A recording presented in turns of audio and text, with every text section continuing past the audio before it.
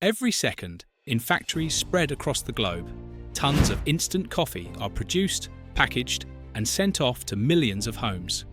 We're talking about one of the most consumed beverages on Earth. But how does a simple green bean transform into that aromatic powder capable of making coffee in seconds? To find out, we head to the United States, inside the facilities of Nestlé, the world's largest producer of instant coffee. Let's start with the origin. The history of coffee goes back over 1,000 years to an Ethiopian legend about a shepherd named Kaldi, who noticed his goats became unusually energetic after eating red berries from a shrub. Curious, he tried the beans himself and discovered their stimulating effect. From there, coffee spread across the Islamic world and reached Europe in the 17th century, where it became a symbol of conversation and trade. Today, coffee is the second most traded commodity after oil, cultivated in over 70 countries, led by Brazil and Vietnam. Instant coffee emerged in the 20th century as a practical solution. In 1930, Swiss chemist Max Morgenthaler, working for Nestlé, developed a method to dissolve coffee into powder without losing its essence, after 7 years of failed experiments. The secret was stabilizing the aromas with carbohydrates. Named Nescafé, it gained massive popularity during World War II, when it became part of Allied soldiers' rations for its lightweight and convenience. After the war, its expansion exploded, fueled by advertising that positioned it as the coffee of modern life. So, how does a coffee bean become instant powder? It all starts at the plantations. Coffee isn't just another crop, it's a year-round process that demands precision. The coffee shrub, which produces the beans, thrives in tropical regions between 600 and 2,000 meters above sea level. It requires rich volcanic soil, moderate rainfall, and partial shade to grow properly. There are two main species: Arabica, which makes up about 60% of global production and has a smooth flavor with light acidity, and Robusta, which is more resistant to pests and has a stronger, more bitter taste. Brazil leads global production with around 60 million 60-kilogram bags, over 3 million tons of coffee. Achieving this scale requires vast tracts of land and hundreds of thousands of workers. But these plantations are more than just farms. They're complex ecosystems. Climate, soil, and cultivation methods all play crucial roles. For instance, at higher altitudes, coffee cherries mature more slowly, developing more complex flavors with fruity or floral notes, especially in Arabica beans. The cycle begins with flowering. After the rains, the coffee trees blossom with white flowers that turn into red cherries over 9 months. Each cherry contains 2 beans covered in a sweet pulp. Then comes one of the most critical stages: harvest. In specialized farms, it's done by hand, selecting only ripe cherries. A precise task that can take weeks. An experienced picker can collect up to 100 kilograms a day. In larger plantations, machines take over. Harvesters, equipped with vibrating rods, shake the branches, making the cherries fall into nets without damaging the plants. What would take 100 workers a full day, a machine can do in minutes. Still, hand picking remains essential for premium coffees, where every detail counts. A single cherry picked at the perfect moment can change the flavor of an entire batch. Farmers carefully watch for the deep red color that marks ideal ripeness. Pick too early, and the coffee will taste flat or bitter. Once harvested, the cherries must be processed immediately. There are 2 main post-harvest methods: wet and dry. In the wet method, used mainly for Arabica, the cherries are submerged in water to clean them and separate the floaters, those that are hollow or damaged. Then, a depulper machine squeezes the cherries to remove the pulp, leaving the beans coated in a sticky layer called mucilage. Next comes fermentation, a crucial step where natural bacteria break down the sugary mucilage over 12 to 48 hours, releasing compounds that define much of the coffee's final flavor. This process prevents harsh or astringent notes and enhances complex aromas. Afterward, the beans are washed with clean water and sorted by size and density using hydraulic channels or vibrating tables. This washing not only removes residue, but also ensures good preservation during storage.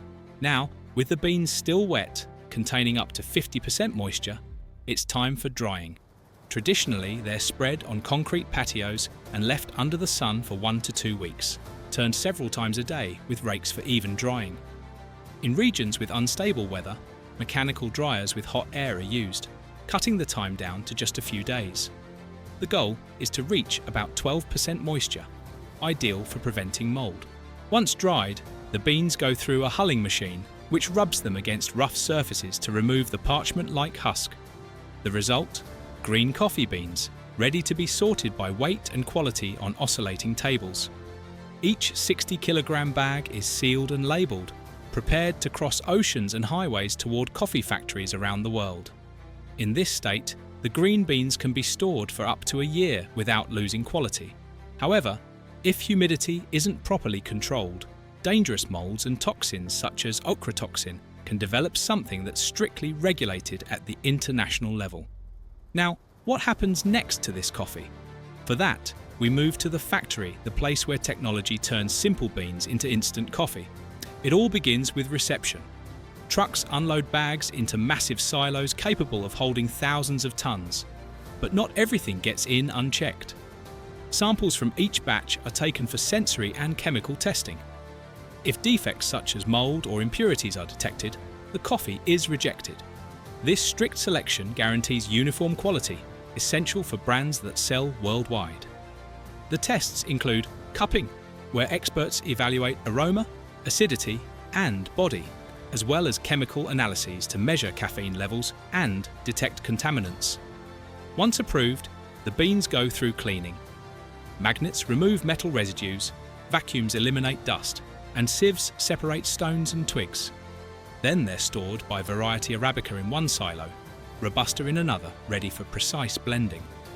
Next comes one of the most defining steps, roasting. The beans are heated in rotating drums at temperatures between 180 and 250 degrees Celsius, 356 to 482 degrees Fahrenheit for 5 to 15 minutes, depending on the desired flavour profile. Here occurs the famous Maillard reaction, the same one that browns bread. Sugars and amino acids transform into hundreds of compounds that create the coffee's aroma and taste. During roasting, the beans change colour from green to brown. Their volume increases by up to 50% and caffeine stabilises. A light roast preserves more caffeine, while a dark roast reduces it. Modern roasters use sensors to control temperature and time precisely, preventing variations between batches. At this point, you'll hear the famous crack, a sound similar to popcorn popping. It marks the moment when the beans release steam and oils, defining whether the coffee will be mild or intense. Immediately after roasting, the beans are quickly cooled with forced air to capture the fresh aromas. Then comes grinding rollers or blades, crush them into coarse particles. Ideal for the next stage, percolation. Imagine an industrial-scale coffee maker. The ground coffee is mixed with hot water at around 100 degrees Celsius in tall extraction columns. The water slowly passes through, extracting caffeine, acids, and oils. The result is a liquid extract containing about 30% solids, known as raw soluble coffee. However, this extract still holds too much water, so it undergoes concentration. Pressure and temperature are carefully adjusted to maximize flavor compounds while avoiding bitterness. Ultrafine filters remove any sediment that might cloud the final product. The concentrated extract is then thickened using vacuum evaporators, which allow water to boil at lower temperatures around 60 degrees Celsius, 140 degrees Fahrenheit. This removes excess liquid without damaging the delicate flavor compounds. The result is a syrup-like extract containing about 60% solids. For high-quality coffees, there's an additional touch. The aromas that evaporate during concentration are captured through a technique called aroma stripping and reintroduced into the concentrate, intensifying the final flavor. Now comes drying, and there are two main methods: spray drying or freeze drying. In spray drying, the more common and economical method, the concentrate is atomized into a tower filled with hot air at about 200 degrees Celsius, 392 degrees Fahrenheit. The droplets dry within seconds and turn into fine powder. However, For premium coffees like many from the Nescafe line, freeze drying is preferred. So what makes freeze drying special? First, the concentrate is frozen at -40 degrees Celsius on trays, forming sheets of ice. Then, in vacuum chambers, sublimation occurs. The ice turns directly into vapor without melting. This preserves the coffee's compounds, resulting in porous granules that dissolve quickly and retain their aroma. Workers in thermal suits handle tons of frozen concentrate per cycle, and the final product contains less than 5% moisture. Rapid freezing prevents large ice crystals from forming, protecting the granules' structure, while the vacuum accelerates sublimation without using excessive heat. The granules are then sieved to ensure uniform size, so each particle dissolves consistently. Finally, it's time for packaging. The granules move to automated lines where jars are precisely filled and vacuum sealed, allowing the product to last up to 2 years. Then they're labelled, boxed and prepared for distribution. In a large factory, this system can produce millions of jars per year, supporting local economies. The machines can fill up to 500 jars per minute, with sensors verifying the exact weight. Before hitting the market, final tests are carried out, including dissolution checks, aroma evaluations, and density measurements, ensuring every jar meets the highest quality standards. Every day, millions of people around the world sweeten their coffee, so much so that every second more than 500 kilograms of sugar are consumed somewhere on the planet. But have you ever stopped to think about the journey that spoonful of sugar takes before it reaches your cup? To find out, we'll explore one of the largest sugar mills in the world and uncover the process behind it. Let's start with the basics. The sugar we know, mainly sucrose, is a crystalline carbohydrate extracted from 2 main sources, sugarcane and sugar beet. About 80% of the world's sugar comes from sugarcane, a crop that thrives in tropical and subtropical climates such as Brazil, India, Thailand, and parts of the United States like Florida, Louisiana, and Texas. The remaining 20% comes from sugar beet, which grows in temperate regions such as Europe and the northern US. Before entering the factory, here's a fun fact. A single sugarcane plant can yield enough juice to sweeten thousands of cups of tea. With that in mind, let's head to the source, the field. Sugarcane is not just any plant, it's the result of centuries of human selection, almost a natural machine designed to produce sugar. It originated in New Guinea, but is now cultivated in more than 100 countries. Brazil is the undisputed leader, producing over 45 million tons per year. The crop requires constant sunlight, temperatures between 20 and 30 degrees Celsius, and plenty of water, either from rainfall or irrigation. Places like Florida provide ideal conditions, but they also face risks. A single hurricane can destroy a harvest in hours. Planting is done in a unique way, not with seeds, but with pieces of stalk called sets, or cane cuttings. These fragments sprout roots and grow up to 3 to 5 meters tall over 12 to 18 months. During that time, photosynthesis works its magic. The leaves convert sunlight into sugars stored in the stalk's juice, which contains 15 to 20% sucrose, along with water, fiber, and minerals. If the soil isn't fertile enough, technology comes into play. Farmers now use soil analysis, drones, and precision agriculture to monitor growth and optimize yields. Sensors measure moisture and nutrients in real time, allowing water savings of up to 30%. This makes the process not only more productive, but also more sustainable, addressing environmental concerns. Since producing 1 kilogram of sugar can require up to 1,500 litres of water. When the sugar content peaks, it's time to harvest, a crucial step that determines profit or loss.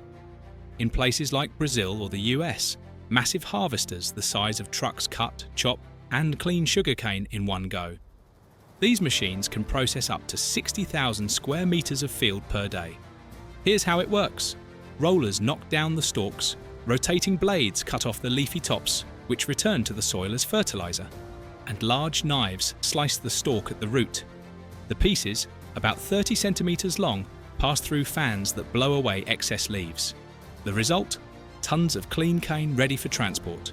a single harvester can collect 100 to 200 tons per hour. However, in countries like India, where fields are smaller, manual harvesting is still common. Men and women cut stalks with machetes, a tough, slow and risky job, yet one that still supports millions of families. Once cut, the cane is loaded onto trailers and hauled by trucks carrying 23 to 30 tons each. A large sugar mill can process 3 to 5 million tons of cane per year, but time is critical. Cane juice begins fermenting within 24 to 48 hours, so it must arrive fresh at the factory. Now we have the raw material. Let's enter the factory, where engineering turns sugarcane into sugar. At the plant, trucks unload onto a massive conveyor belt capable of handling hundreds of tons per hour. The first step is a quick inspection. Sensors detect impurities like rocks or metal that could damage machinery. Next, the cane passes through cutters that reduce it into smaller pieces. Afterward, it's washed with high-pressure water to remove dirt and debris before moving on to the heart of the operation: milling. In the milling section, shredded cane passes through a series of enormous rollers that crush it under pressures of up to 500 tons. Jets of hot water help extract as much juice as possible. The liquid flows into collection tanks, while the leftover bagasse, or dry fibre, exits on the other side. But nothing goes to waste. The bagasse is burned in boilers to generate steam and electricity, making many mills energy self-sufficient. In Brazil, this even contributes to the national power grid. The freshly pressed juice isn't pure sugar yet. It's a greenish mixture containing only about 10% sucrose, along with dirt, waxes, proteins, and microorganisms. To purify it, the process of clarification begins. The juice is pumped into large clarifier tanks where calcium hydroxide, lime, is added. This neutralizes acids and causes impurities to clump together. Then, with heat between 100 and 110 degrees Celsius, these particles rise as foam, which is skimmed off mechanically. In more advanced systems, sulfur dioxide or activated carbon may also be added to remove odors and color, leaving a clear liquid ready for concentration. If this juice were simply evaporated, you'd get a sticky syrup, not the crystalline sugar we recognize. So, the clarified juice enters a series of vacuum evaporators, usually 4 or 5, where water evaporates at lower temperatures, between 60 and 80 degrees Celsius, saving energy and preventing caramelization. With each stage, the juice thickens until it becomes a dense syrup containing 70% solids known as meladura. In efficient plants, the steam from one stage is reused to heat the next, maximizing energy efficiency. Now we reach the phase where the true chemistry happens: crystallization. The concentrated syrup enters large vacuum pans where tiny sugar crystals are added as seeds. Gradually, under controlled cooling and stirring, sucrose builds up around them, forming larger crystals. This process happens in stages, first producing coarse raw sugar crystals, then extracting more sugar from the remaining molasses. Maintaining precise temperature is crucial. Too hot or too cold, and the crystals deform or grow unevenly. But these crystals are still coated in dark molasses. So how are they separated? The mixture, known as masakuit, is fed into industrial centrifuges spinning at about 1,200 revolutions per minute. Like a powerful washing machine, centrifugal force expels the liquid molasses through a mesh, leaving behind solid sugar crystals. The molasses is collected in huge tanks. It will later be used for other purposes such as rum production, animal feed, or ethanol manufacturing. Meanwhile, the sugar crystals are washed with steam or hot water to lighten their colour, resulting in two main products: raw sugar, which has a yellowish tone, and refined sugar, which is pure white. To obtain an even purer white sugar, it is dissolved again, filtered through bone char filters, and then recrystallized. Once separated, the crystals still retain some moisture, so they are dried in large rotating drums with hot air until it is reduced to less than 1.1%. Afterward, they are stored in silos capable of holding thousands of tons, with strict humidity control to prevent clumping. In the final stage, everything is handled by automation. High-speed machines fill 1 kilogram bags at an impressive rate of 500 per minute. Then, robotic arms stack the packages and wrapping machines seal them in cellophane. Thus, the finished sugar travels to supermarkets and stores where millions of people buy and consume it every day. If you enjoyed the video, click the like button and don't forget to subscribe to the channel. In the windows you'll see next, there are more videos that might catch your attention. Feel free to check them out. See you next time.